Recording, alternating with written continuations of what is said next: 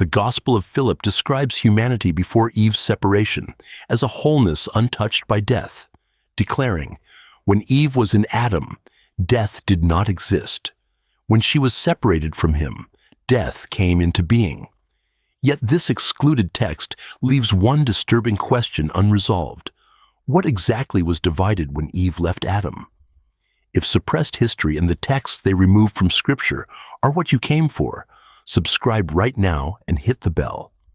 This channel goes straight to the manuscripts and the fragment numbers mainstream scholarship never connects. Now, let's go deeper. The source is real and precisely identified. The Gospel of Philip survives as Nag Hammadi Codex II, Tractate 3. It was preserved in Coptic inside a 4th century book discovered near Nag Hammadi, Egypt, in 1945. Its leather cover, papyrus leaves, and handwritten lines survived in the dry ground for roughly 16 centuries. The surviving work is a Coptic translation of a probable earlier Greek text. Philip was never accepted into the New Testament canon. Its sacramental and mystical teaching remained outside the church traditions that defined Orthodox Scripture. That is the accurate suppression angle. No named council pulled Philip from an already completed Bible. Communities chose which writings carried authority, and this one remained beyond that boundary. Philip also refuses to behave like a familiar gospel. It gives no continuous biography of Jesus and no orderly commentary on Eden. It moves through sayings, brief arguments, symbolic contrasts, and reflections on rituals. Its claim about Adam, Eve, and restoration, therefore, has to be assembled from passages scattered across the document. Start with Genesis chapters 1 through 3. Genesis presents humanity as male and female. It describes Eve being formed from Adam, the forbidden fruit being eaten, and mortality following disobedience. The broken command drives the story. Philip shifts the pressure point. Its sentence places death after separation. Eve is inside Adam. Then she is drawn apart, and death enters through division. Hold that distinction in your mind. In Genesis, the command is broken. In Philip, the human image is divided. That difference opens a harder question. Does Eve signify only the biblical woman? Or does her name also mark the division of an originally unified human condition? Philip never gives us a neat diagram. It gives us a pattern. Elsewhere, the text distinguishes visible images from the realities behind them. What appears in the world is a copy, a form that can be separated and broken. The original belongs to a deeper order. Restoration, in Philip's symbolic language, does not mean repairing one cracked edge while leaving the split intact. It points back toward the condition that existed before the image was divided.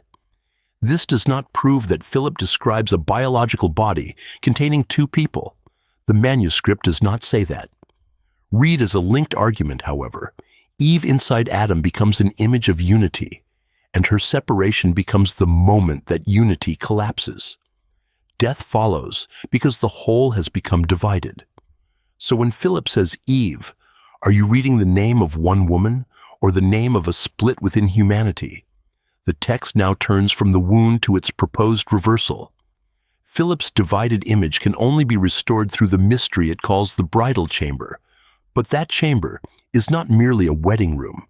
It is where male and female cease to remain divided in the ordinary sense. And inside that chamber, joining means more than placing two people beside one another. Philip describes male and female entering a union in which their divided condition no longer defines them. The change is spiritual and sacramental. Something split in the visible human image is being restored through a sacred act. That is why the bridal chamber cannot be reduced to a literal wedding room. Within Philip's own symbolic system, it belongs to a network of images about union, restoration, and return. The chamber gathers what separation pulled apart. It points back toward an undivided image before human identity hardened into opposing halves. Do not reduce this chamber to romance. Ask what kind of divided identity Philip believes must end inside it. This also closes the question surrounding Eve. She remains the woman named in Genesis, formed from Adam, and later separated from him. But Philip also uses that moment as a symbolic hinge. Eve becomes the point where humanity can be described as divided into opposites. The biblical figure and the larger symbol operate together. One belongs to the Eden narrative. The other reveals how Philip reads the human condition.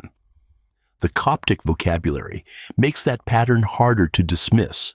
In the manuscript, the crucial contrast is commonly transliterated as porge, meaning to separate or divide, and hotar, meaning to join or unite.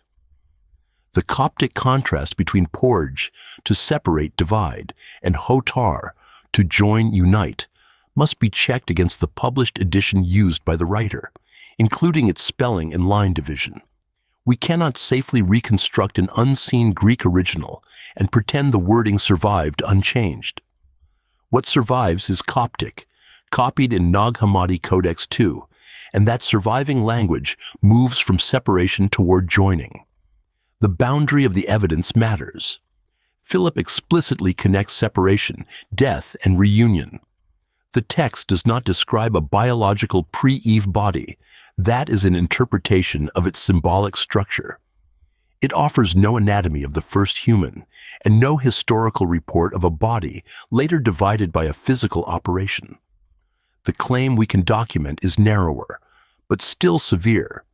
Division gives death an opening, while restored union removes the condition that sustained it. The mainstream position begins with Genesis itself. There, mortality follows human disobedience to the divine command. The Gospel of Philip was composed later and is normally treated as a Valentinian or Gnostic reinterpretation, not as proof that Genesis originally taught Philip's theology. Historically, that caution is fair. Philip cannot simply be placed behind Genesis as its secret first draft, but dating the interpretation does not explain its internal design. Again and again, Philip arranges the same movement. An image is split, death appears, and sacramental reunion answers the damage. Calling the work late identifies its setting. It does not answer why fragmentation carries such weight throughout its language. Which explanation accounts for more of Philip's own language, punishment after disobedience, or death as the result of fragmentation? Before we move on, stop for a second. What you just heard is the part that changes everything, but it only makes sense written out next to the original notation. The passages, the chapter cross-references, the translated text, I put all of it into a written document. It's linked below, and the QR code is on your screen. Take 5 seconds, grab it, and come back, because what comes next builds directly on it. The remaining evidence takes the split image one step further. Philip does not leave the bridal chamber as a vague promise that unity heals spiritual damage. A later saying returns to Adam and asks what reunion would do to the power that entered through division. Philip's strongest line now supplies that verdict, and the wording is more direct than any symbol surrounding it. The Gospel of Philip states, "When Eve was still in Adam, death did not exist. When she was separated from him, death came into being. If he enters again and attains his former self, death will be no more." The saying begins with Eve inside Adam. It ends with death erased by Adam's return. The split image has been fitted together. Listen to the order: wholeness first, separation second, death third, and then a return that cancels death. The sequence is unity, then separation and death, then re-entry, and the end of death. Each step depends on the one before it. Death arrives when the united condition breaks. Death disappears when that condition is recovered. That is Philip's answer to the question left hanging over the bridal chamber. But the boundary of the evidence matters. The surviving Coptic words document this sequence. They do not describe anatomy, a medical event, or the physical form of a body before Eve. They cannot establish that the first human was biologically both male and female. This is interpretation, not a biological claim established by the manuscript. Any claim about an originally androgynous humanity moves beyond what the Codex itself can prove. Here is the interpretation the structure supports. Philip may be imagining salvation as the reunion of a human condition fractured into opposites. Adam's act of entering himself would then name restoration, not a second physical creation. The divided image returns to its original. Male and female no longer stand as sealed, competing halves. In the mystery of the bridal chamber, the fracture is answered by union. That delivers the title's promise. Humanity before Eve's separation is Philip's symbolic image of existence before division. The wholeness death took is the unity destroyed when Eve moved from inside Adam to outside him. Death enters through division because the human image has been split. The bridal chamber seeks to restore what that split removed. It does not take the disciple backward into Eden as a place. It returns the disciple toward Eden's undivided condition. Genesis supplies the elements: Adam, Eve, transgression, and mortality. Philip keeps those elements, but changes their center of gravity. In Genesis, the command is broken, judgment follows, and access to the tree of life is closed. In Philip, separation creates the opening through which death appears. Reunion becomes the form salvation takes. The same garden yields two explanations of the loss. Nag Hammadi Codex cannot prove the original meaning of Genesis. It cannot carry us behind the Hebrew text and settle what its earliest authors intended. But the Codex does prove something substantial. An ancient Christian community copied and transmitted a radical alternative reading of Eden, one in which the deepest wound was fragmentation, and the answer was the recovery of unity. Someone preserved that claim in Coptic on papyrus, even though it remained outside the New Testament canon.